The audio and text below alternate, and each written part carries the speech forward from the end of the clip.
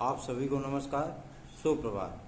सार्थक urban job point YouTube channel आप सभी लोगों का हार्दिक स्वागत करता है।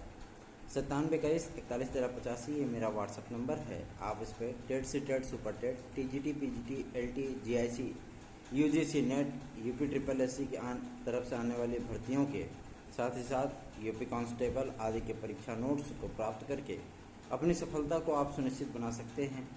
पेट के लिए स्पेशल हमारे पास स्टडी मटेरियल उपलब्ध हैं। जो नई आपकी लेखपाल की और वीडियो की वैकेंसी आने चल रही है, उसमें भी आप हमसे योगदान प्राप्त कर सकते हैं और बेहतरीन तैयारी करके अपनी एक सीट सुनिश्चित कर सकते हैं यूपी ट्रिपल एससी के माध्यम से। चलिए खबरों की शुरुआत कर लेते हैं। उसके पहले यदि आप इस चैनल पर नए हैं तो चैनल को सब्सक्राइब करें, वीडियो को लाइक किया करें, बेल आइकन दबा कर रखा करें ताकि जब भी हम वीडियो डालें आपको नोटिफिकेशन मिले और आप उसे शेयर कर सकें। देखिए, सबसे अहम बात, कल की डेट में बेसिक शिक्षा विभाग में मीटिंग हुई है और 6800 की लिस्ट को लेकर के बहुत सारे विद्यार्थियों ने कल जो है प्रदर्शन भी किया था विधानसभा के सम्मुख।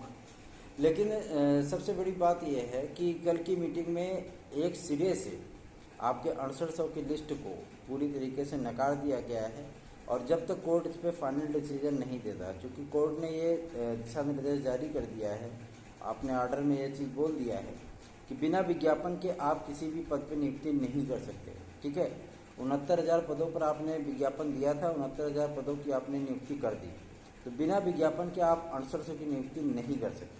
और विज्ञापन देने का मतलब ये है कि केवल 6800 की नियुक्ति फिर नहीं होगी, फिर 74,000 पदों का विज्ञापन यानी नई सुपर टेट ही करानी पड़ेगी और सरकार उसी पे कार्य कर रही है। सरकार जो है पूरी तरीके से इसमें कॉन्सेंट्रेट है, आपके नए विज्ञापन को लेकर के पूरी तरीके से जो है इसमें संलग्न है। तो 6800 की लिस्ट के लिए आप लोग भले ही हो हल्ला कर रहे हैं, लेकिन 6800 की लिस्ट इतनी जल्दी फाइनल नहीं होने जा रही है क्योंकि इनलीगल है। ठीक है, अवैधानिक है और पूरी तरीके से देखा जाए तो पूरी तरीके से ये अवैध है। तो इसलिए आप सभी लोग चाहे जितना हो हल्ला कर लें, चाहे जितना प्रदर्शन कर लें, चाहे जितना ट्विटर वार कर लें, लेकिन इतनी जल्दी ये चीज़ें फाइनल नहीं होने जा रही, क्योंकि आप 6800 की बात कर रहे हैं। अगर आपको नियुक्ति मिलेगी तो जनरल के विद्यार्थी, अन्य जो है मतलब रिजर्वेशन कैटेगरियों के विद्यार्थी, क्या वो मांग नहीं करेंगे? वो भी मांग करने लगेंगे। इन सारी चीज़ों को लेकर के सरकार भी संजीदा है और सरकार भी ये चीज़ जानती है कि यदि 6800 की नियुक्ति की गई तो सभी विद्यार्थी इस चीज़ की मांग करने लगेंगे कि 22,000 सीटों को जोड़ करके हमें भी नियुक्तियां दी जाएं, क्योंकि सवर्ण जो जनरल कैटेगरी के जो विद्यार्थी हैं वो 31,364 ही पास हुए थे सुपर टेट में, लेकिन उसमें से नियुक्ति कितने को मिली? नियुक्ति मिली है केवल 15,000 विद्यार्थियों को, मतलब आधे से ज़्यादा विद्यार्थी छांट दिए गए थे। जनरल विद्यार्थी तो नहीं हो हल्ला करने गए कि हमारी सीटें जो है मतलब दूसरों को दे दी गई। ईडब्ल्यूएस का आरक्षण नहीं था, जबकि ईडब्ल्यूएस का आरक्षण दिए बहुत जमाना बीत चुका था, बाद में उसका विज्ञापन आया था, फिर भी ऐसा नहीं हुआ था। तो जनरल विद्यार्थी तो हो हल्ला करने नहीं जा रहे हैं। हर जगह जनरलों को ही क्यों जो मतलब इस सारी चीज़ों के लिए वो किया जाता है। जनरल विद्यार्थी किसी भी चीज़ को नहीं, भाई आप आओ, आप रिजर्वेशन लो, कोई दिक्कत नहीं, रिजर्वेशन के साथ साथ आप हमारी भी सीट पर फाइट करो, लेकिन वैधानिक तरीके से। ठीक है ना, वैधानिक तरीके से आप फाइट करेंगे तो वो ज़्यादा सही है। अब आप 6800 का मामला लेकर के धरना प्रदर्शन कर रहे हैं, ये कर रहे हो, आप ये भी तो देख लीजिए उस पर कोर्ट का निर्देश क्या है। कोर्ट का निर्देश स्पष्ट है कि बिना विज्ञापन जारी किए आप पदों पर भर्ती नहीं कर सकते, इसीलिए आपकी जो है भर्ती अभी नहीं हो पाएगी, आपकी नियुक्ति किसी कीमत पर नहीं हो सकती है। भले ही आपको थोड़ा सा बुरा लग रहा हो, लेकिन यही सत्यता है, यही सच्चाई है और यही हो रहा है और यही होता रहेगा। ठीक है ना, चलिए आगे बढ़ते हैं। सुपर टेट को लेकर के कल एक अहम मीटिंग हुई थी जिस पर पीएनपी के प्रस्ताव पर विचार किया गया है और जो बेसिक शिक्षा विभाग के सचिव आदि हैं, अधिकारी आदि हैं, उनसे विस्तृत ब्यौरा मांगा गया है कि कितने पदों की आवश्यकता है। जिन विद्यालयों में अभी जो कि अनुदेशक और शिक्षा मित्रों पर भी क्वेश्चन मार्क लग चुका है इस समय, और सारी चीज़ें हैं कि मतलब अगर ये कंडीशन आती है तो जुलाई से बहुत सारी चीज़ें परिवर्तित होंगी और चूँकि 2024 में आम इलेक्शन भी है, आम चुनाव भी है, इन सारे मुद्दों को लेकर के भी बातचीत होनी है। तो जाहिर सी बात है उसको पहले कुछ न कुछ तो बेहतर करना ही पड़ेगा, है ना। जैसे आपकी एलटी ग्रेड और जेएससी प्रवक्ता के साथ साथ टीजीटी पीजीटी के बातें चल रही हैं, उस पर कार्य चल रहा है, वैसे ही आपकी सुपर टेट भी है। एडेड जूनियर में भी 7500 से अधिक पदों का अध्यासन पीएमपी के पास आकर के डंप हो चुका है। तो एडेड जूनियर के लिए भी नए विज्ञापन को निकालने के लिए भी प्रस्ताव शासन को भेजा गया है।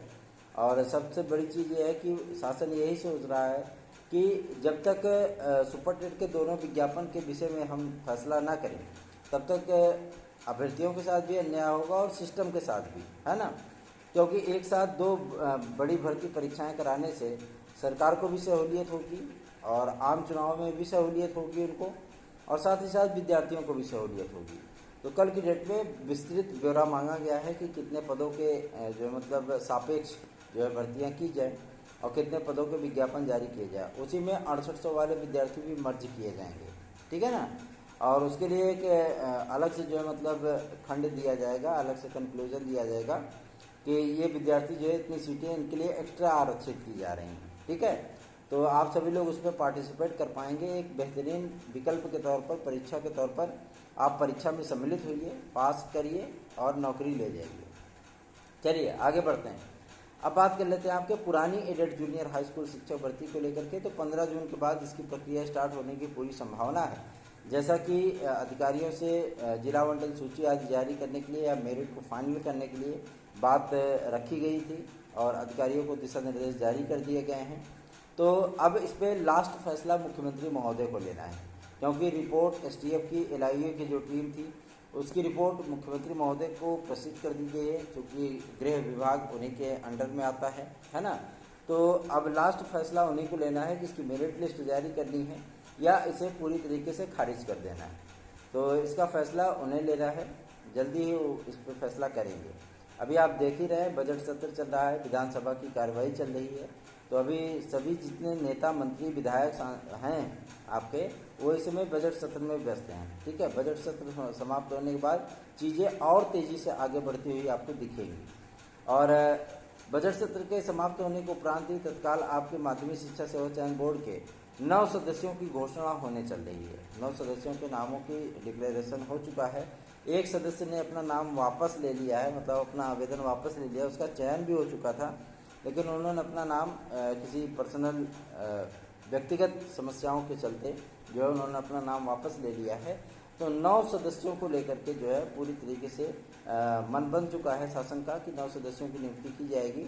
अध्यक्ष वीरेश कुमार राय जी ही हैं, अभी यही रहेंगे। और आगामी समय में जब इनके कार्यकाल की समाप्ति होगी तो इनके कार्यकाल में ही आपका टीजीटी पीजीटी 2022 का परिणाम और इसके सफलता की हम लोग कामना करते हैं।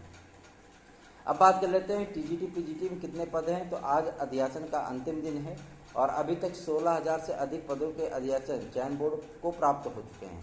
साथ ही साथ 12,000 नए पदों के अध्यासन आए हैं और 2,500 आपके प्रिंसिपल के पद आए हैं, ठीक है।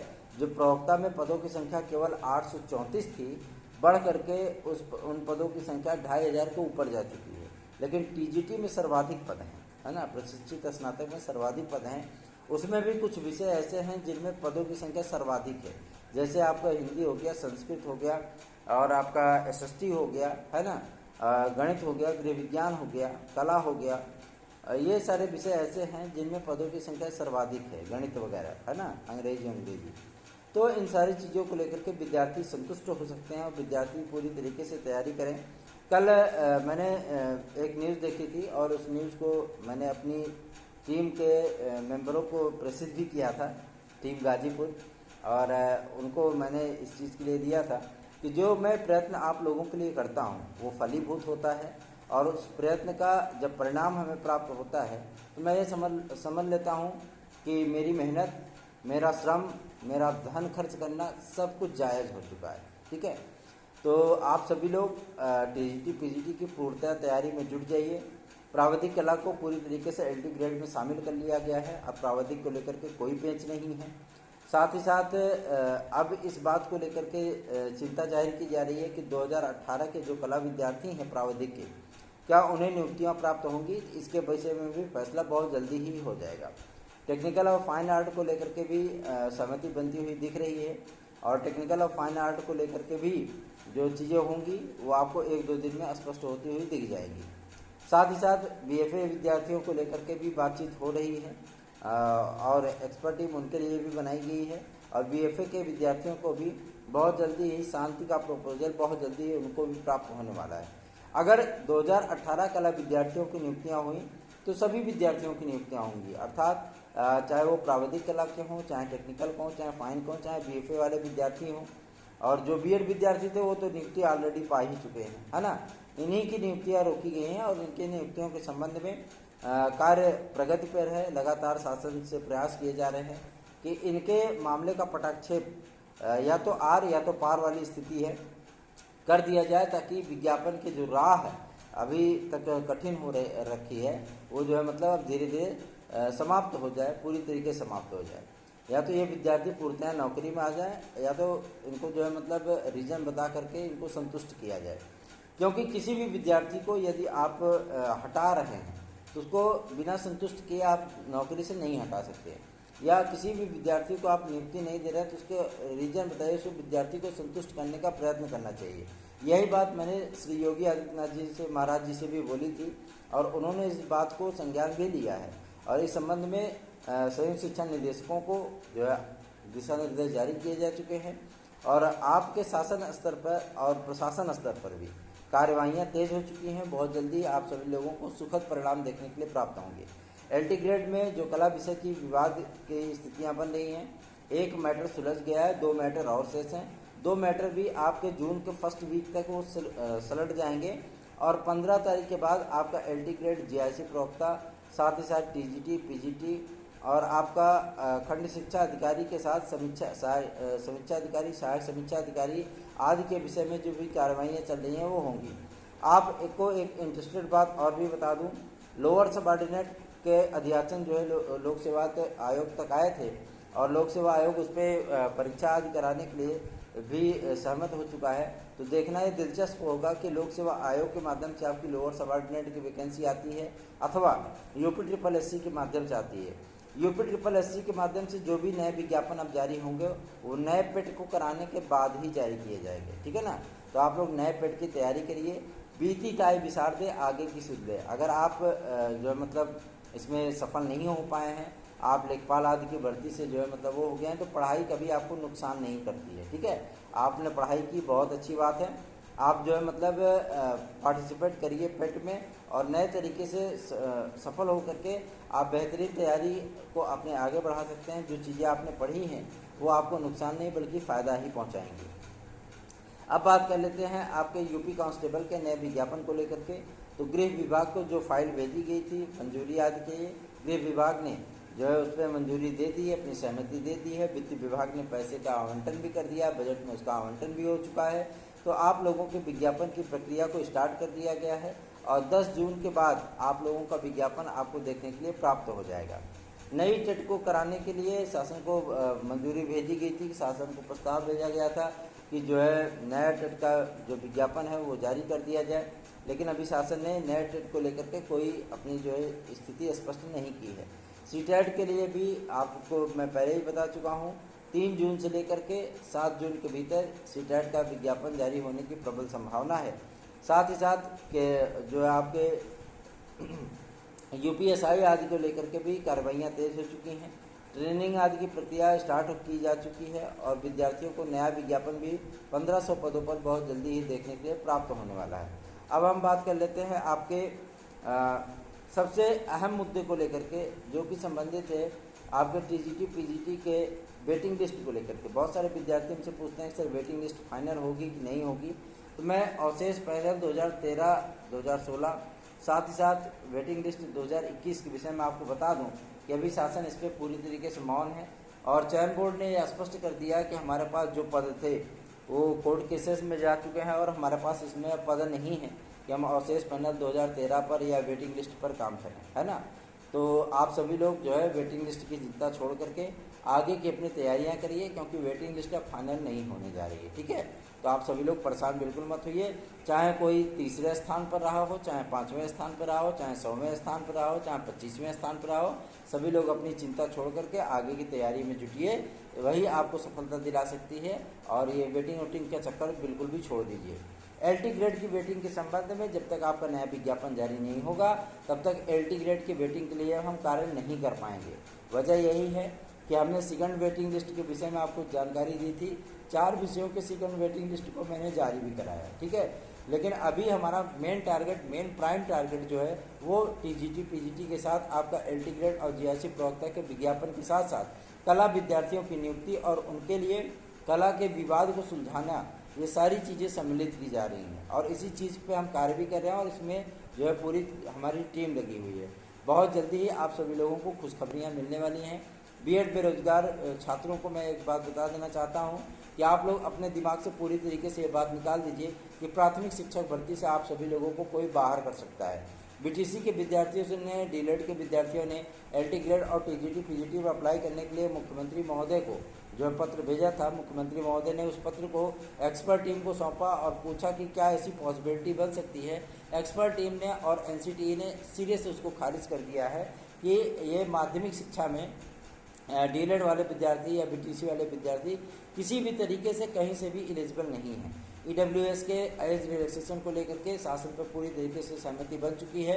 आगामी समय में आने वाली भर्तियों में आप लोगों को एज रिलैक्सेशन, EWS के 5 वर्ष का एज रिलैक्सेशन आप लोगों को मिलेगा।